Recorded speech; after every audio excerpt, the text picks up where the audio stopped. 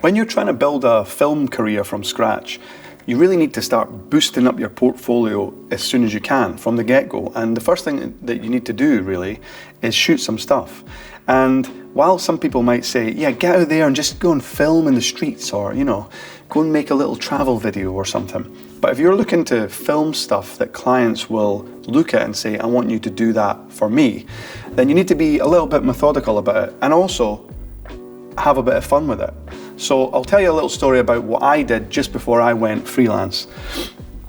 I was at a party and I met a guy called Jono Fremantle, and he's an artist and he's a good friend of mine, and he's someone that I've always really looked up to because he has a real interesting outlook on life. He's a very free spirit, you know, he's the kind of guy that he'll just go and lie in the woods and stare up at the canopy of trees and paint them. He's a great painter.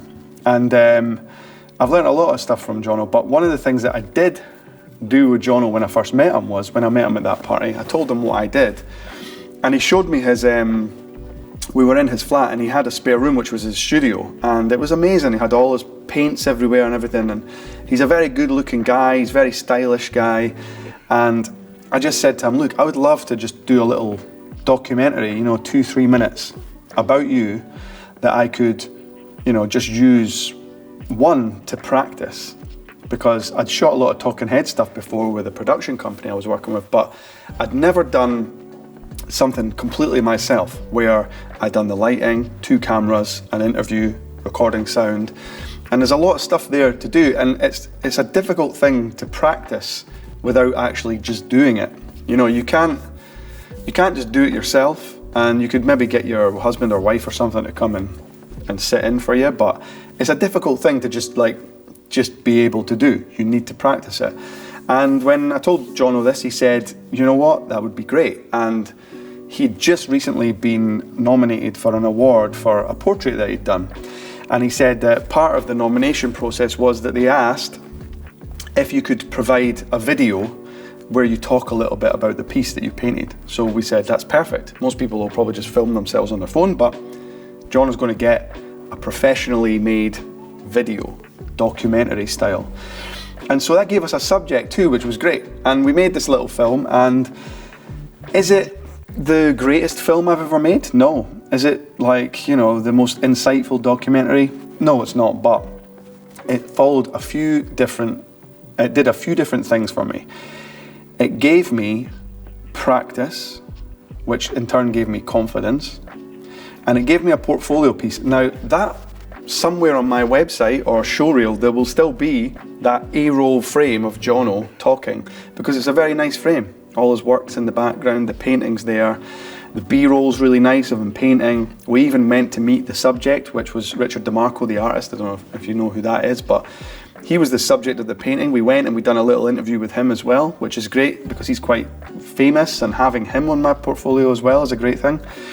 And so basically what that little exercise gave me was so much more than I even thought it would. It was like, it became a portfolio piece as well as a confidence builder.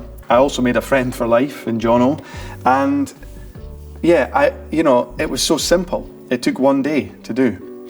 So this is the first film that I think that you should make if you're trying to do that. It's to find someone who you respect or are interested in, who do something interesting. So, for instance, I always bring it back to a tattoo artist for some reason. I've never made any films for a tattoo parlor yet, but I'm thinking about reaching out to some now. But if you can find, say, a tattoo artist and you want to make a little film about him for his shop, you can give him it for free. And you can say to him, listen, I want to do a little documentary about you. So it's not just an ad for your shop. It's more of a creative project. It is about why you like to tattoo. And the reason that we'll do something like that, I recommend doing something like that, is because it gets to the heart of the emotion behind it. And if you're that tattoo artist, maybe they're really shy and they don't want to do it or whatever. Artists are always good for this kind of thing. Bakers, things like that. I don't know, I always say tattoo artists and bakers for some reason. So the reason that emotion, we want to practice getting that emotion out, because that is our currency as filmmakers. If we can work out how to capture that from the get-go, that will inform everything that we do beyond them. It'll also let the client see what is possible. You're not just there to point a camera at things and just capture it. You can actually, if there's someone who has a business and you approach them and their business is their passion, the thing that they make or do is their passion and they're very good at it, they would probably love someone to sit them down in a beautiful frame, nicely lit, and actually ask them why they do it and what it gives, what it does for them. I think it's such a powerful thing that you can do, is to give someone that opportunity to explain why they do what they do.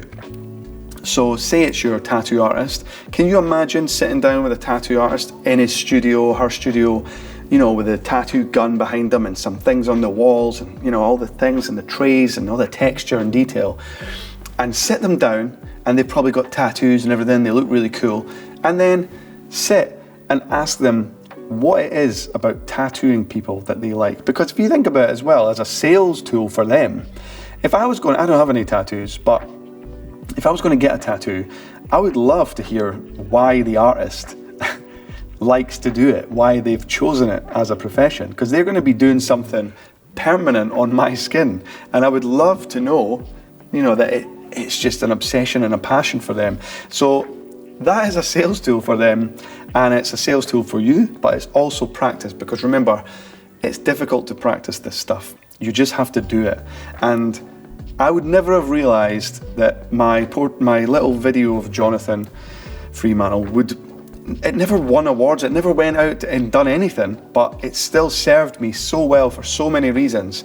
And so with that in mind, here's your little challenge I'd like to give you. If you're thinking about dabbling in this career, make something and set the tone for the rest of your career, because you want to start as you mean to go on, right?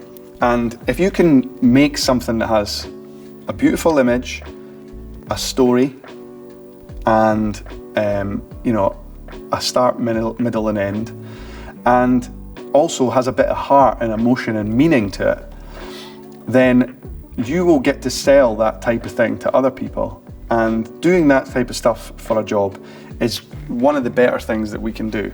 And it will also enable you, if you're interested in doing documentary work, it will give you the tools and the know-how to start pursuing that as a passion and as a career. So by and large, that is definitely, I would say, forget making, travel content or, behind the scenes, whatever. I don't know, I can't even think of any other examples. The only thing that you should really be thinking about if you're looking to build a portfolio as this type of filmmaker who approaches clients and makes films for them is this kind of short documentary, because you can have so much creative input, you can have so much fun with it, you can learn, practice on the job, and you can set the tone for your business going forward, if that's what you're interested in. If it's not, then I'm sorry, I just wasted your time for that whole thing. Maybe you were waiting for me to get to something that was more relevant to you. Sorry, I never done that. I hope that some people found this helpful, and it was just a little thought I had this morning which I just thought I would share, because it's one of the biggest things that I did to kickstart my career, and it was really easy and it was really fun. Anyway, thanks for watching. Look, subscribe if you want. I don't mind. I don't care. I don't even think that matters anymore. Just see you next time if you tune in. If not, no hard feelings.